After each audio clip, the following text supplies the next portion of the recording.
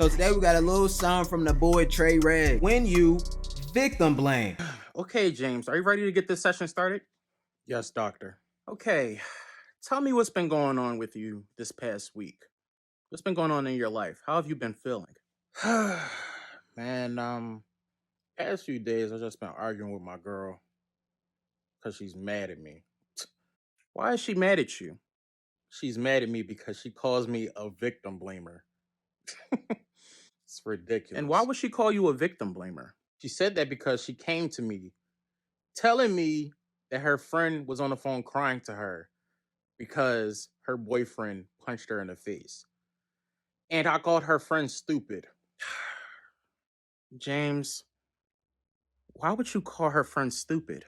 I called her stupid because this has been the 7th time in the past 4 months that man has hit her. Come on now. If you speak the straight truth, if you try to take this accountability, take it. You gonna get labeled some type of shit. Maybe it's you a victim blamer, or you got toxic masculinity in your blood and you need to be cleansed, nigga. I know y'all got situations in y'all own personal life. All these girls claim, hey, my boyfriend is abusive or my ex was abusive. And then you pose the question, was this the first time that he did this? No, he did it all the time. You know, expecting some sympathy points. But a person that's accountable for their actions, you gonna take that and be like, okay, this ain't the first time. Why the hell your ass still there? Because at this point it's your fault. Then they hit you with the, you know, he's emotionally manipulating, or you can't leave because y'all got a place together. You can't leave because y'all got a baby together. And I'm not saying that the baby is not a good reason, but it's just not valid enough. Because look, bro, before you even get that deep into the relationship, you can see tendencies of an abusive person. They more likely are not just good everywhere else except they abusive. Like, that has to be so rare. If a nigga is abusive, he more likely has tendencies that show this nigga was gonna be abusive anyway. You just wanted to excuse all the other red flags. Maybe that nigga was too damn emotional about shit. Maybe he was about to hit you on the first month because y'all started arguing about something and he couldn't control his emotions. Maybe he got an addictive personality. He addicted to drugs. Not saying it's a direct correlation, but a lot of other bad habits lead you to be like, okay, this nigga is kind of failing in these areas, so I won't be surprised if he go and do this. The biggest one is not being able to control emotions. If you feel like, oh, he just ready to go and hit every nigga that you got a problem with, or he just overly ready to fight every nigga, that could be a sign that, hey, maybe it's just not the niggas he ready to fight, and he ready to pounce on that ass too if you get out of line. But it's like, hey, if this the 20th time that this nigga done hit you, I'm sorry, ma'am. Look, that shit's on you. You get no sympathy points over here. I'll give you the first hit. The first hit is on the house.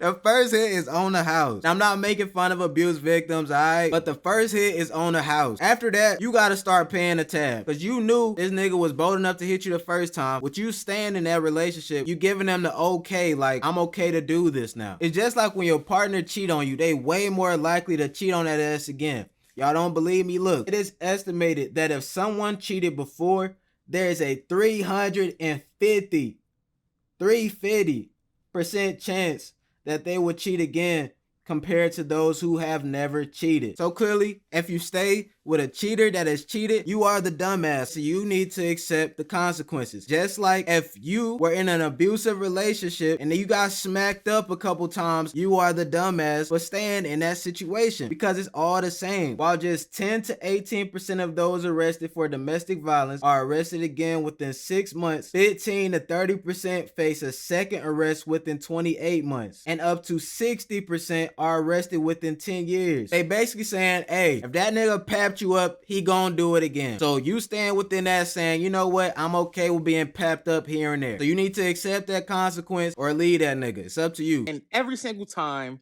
she has called my girl talking about it. And then my girl comes complaining to me about it. And do you feel bad for calling her stupid and victim blaming her? No, I do not. I think it's Hell stupid. nah. It's Like, fuck. why does it gotta be called victim blaming? Why can't it be called victim accountability? Thanks. Like, the first time I feel sorry for you. Okay. The third time I'm like, okay, you should call the cops. 7th time, I'm at least expecting you to duck, nigga.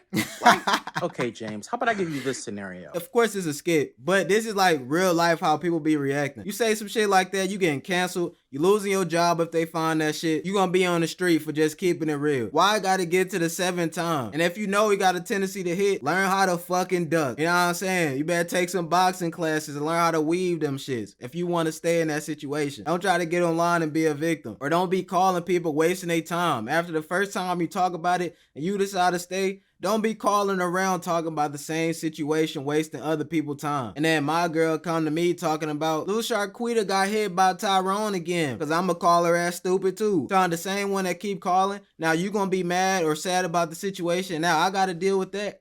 Now I can't even be happy with you cause your mood changed cause of Lil Sharquita. Say you have a son. It's a kid, 7 years old. He's left unattended in the kitchen. And the fire's on the stove. Your son is curious. He walks over to the stove, puts his hand on it, and burns himself. He comes to you crying, looking for help. Your son is the victim in this situation, James. Now, are you going to care for your son? Or are you going to sit there This and nigga blame face him killing for me. the situation? If my son saw fire on the stove and touched it and burnt himself, and then came to me crying, telling me what he did, after I told him 1,000 times not to Don't do touch that it. stove and telling him Facts. what would happen, if he still did that, Fuck it, it's on you, little nigga. then I'm throwing his whole body on the stove, nigga. Oh God. I'm starting over. Jesus. Put him back. Because if you want to be stupid enough to do something and you know what's going to happen, You deserve it. why shouldn't I acknowledge that you're stupid? Facts. And then you ask me, would I blame him?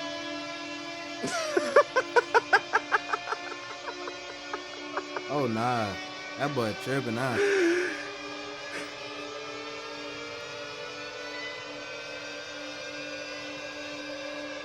Absolutely. Alright, so that's the end of the vid. In this culture that we in now, you know, everything is just fucking backwards. You know what I'm saying? Tell somebody, hey, if I had a son, and I'm like, look, little nigga, don't touch the fucking stove. Don't touch it. It's gonna hurt. And you're gonna be burning, scorching, hot. Hot. You get that hot, little nigga. Don't touch. And he go and touch it. Yes, my son or my daughter will now have to learn the painful lesson of accountability. You should have been sitting your ass down watching Paw Patrol like I said. Instead, you want to take it upon yourself and go touch that stove that I told you not to touch. Now you're gonna learn not to touch that stove again. And that's an important lesson to have. Of course, I'm gonna be there a little emotionally, like, you know, getting him right and everything while I'm bandaging him up, you know, putting a little cream on his finger or whatever. At the same time, while I'm doing that, he gotta learn his lesson. I'm not finna have an unaccountable kid. Like, oh my God, Johnny, it's somebody else's fault. No, nigga. It's your fault. You shouldn't have did that. But nowadays in these times, you know, you can't hold people accountable. It's like everybody trying to point fingers at something else. Everybody act like they just a leaf in a wind, like they have no decisions and choices to make. They just do whatever the fuck, and whatever happens is not their fault. But if you tell somebody, hey, maybe you shouldn't have got with that drug dealer that was abusive to his last 38,000 girlfriends, murdering, stealing, robbing, you know, if you get with him with his 5 credit score and he pap you up when he get mad at you, that's your fault. That's not some mysterious force. It's not niggas ain't shit. You didn't want to read the red flags and you thought you was gonna be in a different situation. But hey, let me know your thoughts down below. And if you did enjoy the content, make sure you click that like and subscribe button and join the sect. We out.